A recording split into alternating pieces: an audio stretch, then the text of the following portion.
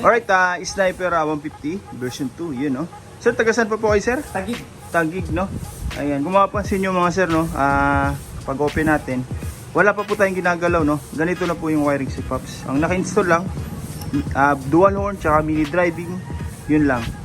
Pero sobrang dami po ng wiring. Okay. Ayan no. Hanggang taas po yan no. Tapos yung mga dito no, mga maliliit. Ayan, may mga naputol-putol pa po no. Okay. Tatanggalin po natin to lahat. Walang may iwan dito. Tapos lalagyan natin ng bagong harness no. Okay. Tulad nito no. Ayan, gulo-gulo. Pagka ganito po mga sir no, tuwing magpapa-maintenance tayo ng motor natin, magpapapalit tayo ng mga bearings ng manubela, mahihirapan po yung gagawa. Kakamot talaga sa ulo no, kasi may mga wiring na sa gabal po no, naiiwasan pa nila.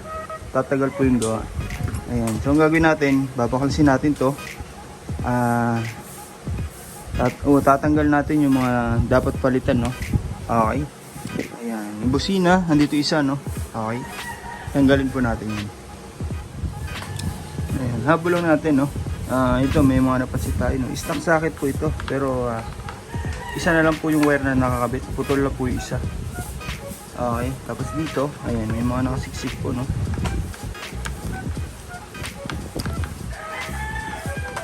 Ayan, masama po ito mga sir. Pwede pong masunog yung mga wire natin dito. Okay. Ayun no.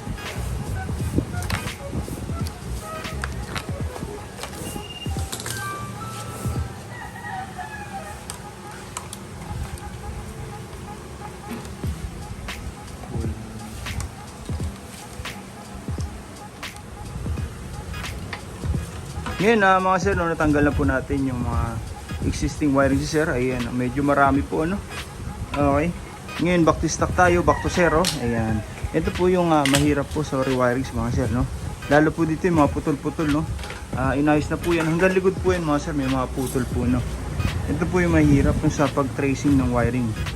Kaya kung magpapa-wiring po tayo no, sure lang po natin talaga. Sure electrician po yung gagawa ng motor natin no. Kasi hassle po ito para sa atin mga sir no. Unang-una, doble gastos kasi paulit-ulit po yung gawa no. At the same time, yung oras natin no. Kasi hindi lang po isang oras yung gugugulin po dito. Possible na absent pa si sir para lang mapagawa ito no. Okay. Ayan. Buong maghapon po ang rewiring sa mga sir. Okay. Ayusin na natin no.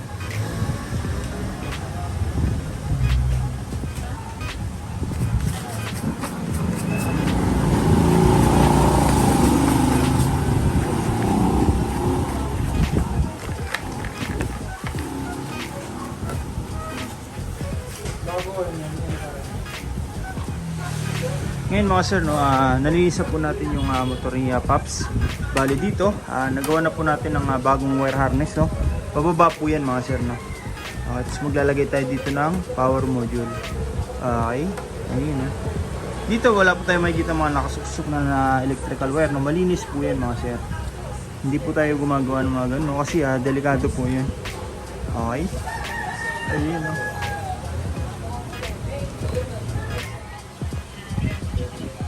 Ayan, nalagay na po natin yung power module no. Tapos dito na po yung mga output ng MDL, busina. Ayan, halo-halo na po yan dyan no. Okay. Kung mapapansin nyo lahat po ng ginagamit natin dyan na wire, Japan wire po yan no. Makakapal po yung laman sa loob. Okay, may mga nauusok po kasi na wire ngayon makakapal yung labas, yung goma. Pero yung loob, pinong-pino. Dito, solid stranded po yung ginagamit natin no. Pure copper po yan, hindi po yan nagpupulbos. Okay. Ayan o, mula rito sa taas, sa tri-switch natin, passing switch, ito original po ito mga sira. Tayo po yung naglagay nito. Okay? Tapos sa on switching, ito po yung socket no, mamaya lalagyan natin ng switch dito. Lahat po yan sama-sama sa isang harness. Tapos umikot yung chassis, and then papunta na po yan dito sa ating power module, and then papunta na ng output.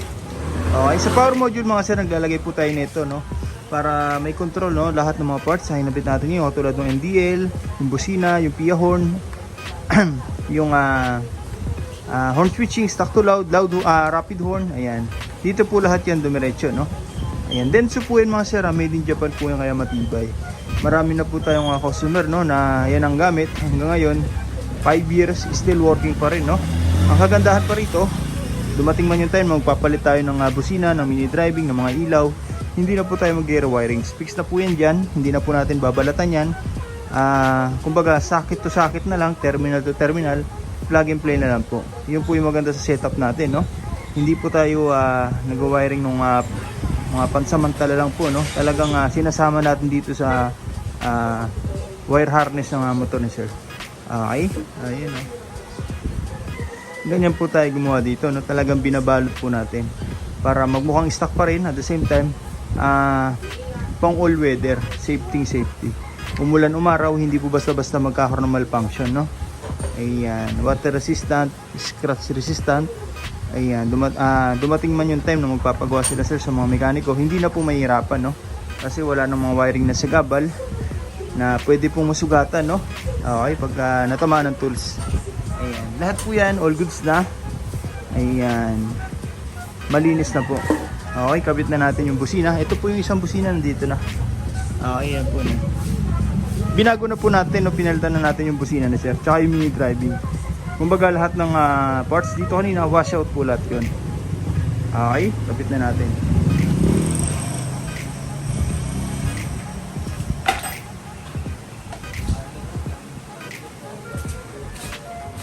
Ngayon, natapos na po natin yung motor sir, no? All good sa po yan, underglow, MDL, Yahon, combo lights, horn passing, horn switching, voltmeter with charger, no? Nagpalagay na rin po yan. Tapos rapid horn, combo lights, horn passing, yan. Check natin, no? Lahat po ng kinabit natin dyan mga sir, may kanya-kanya pong switch, no?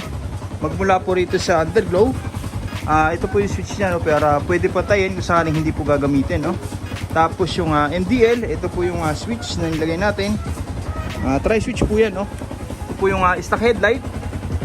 Ito naman po yung mini driving. Yun, no? Napakalakas po yan mga sir. Kung mapapansin nyo serye natin, no? Maliwanag pa, pero yung MDL kitang-kita na po. Lalo po ito sa dilim mga sir. Okay. Bali yung tinanggal natin ng mga ilaw, no? Ayun po yun, no? Mga wirings, no? Okay, yun, no? Medyo marami. Ito po yung stock horn. Wala pong blinker, no? Para in case magpaparehistro tayo, wala po tayong magiging violation. Tapos sa loud horn, doon na po magkakaroon ng horn passing, no? Tapos rapid horn. Ayan, no? Kung mapapansin nyo mga sir, sabay po yung headlight dyan, tsaka yung MDL. Tapos sa passing, ganun din po, no? Yan po yung difference ng gawa natin sa iba, no? Okay, check natin. Yung nag-passing, sabay po yung headlight.